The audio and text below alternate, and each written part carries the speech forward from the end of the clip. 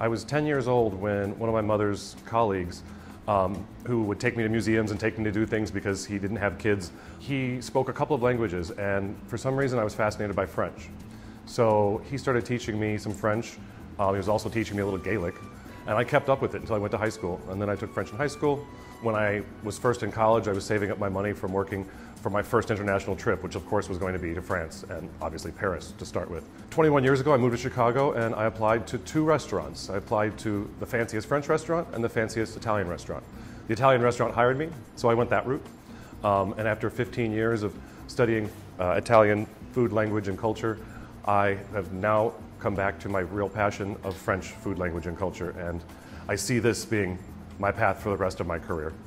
I've expressed to Chef and his wife that the opportunity that they gave my husband to manage this restaurant with almost carte blanche, if you will, has changed his life and thereby changed my life. It's given him the room to exercise who he is as a restaurateur and who he is as a person.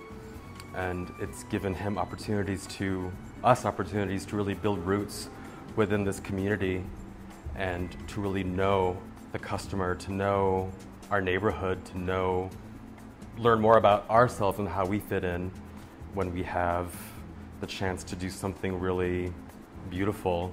The best thing about French food as a concept, I think, is if you take very few ingredients and you create something really, really delicious, you have to be really good to do that. A lot of people can throw a bunch of different things in a pot and keep adding to it till it tastes like something they like. But if you can do something with 3 ingredients, like chocolate mousse, really well, it shows that you are really talented. I just have such great memories of. I get goosebumps when I think about the first time I tasted foie gras or French onion soup. It's just so classically tasty and lovely and comforting. I've known my husband 8 years. We met like a lot of people do these days online. We decided to get married on his birthday because we got engaged on my 40th birthday. We happened to be in Prague for my 40th birthday, and we got engaged there, and he was so perplexed that I would give him my day. And then so the next year he was like, well, we got engaged on your birthday, let's get married on mine. 2019 was a great year for us as a couple.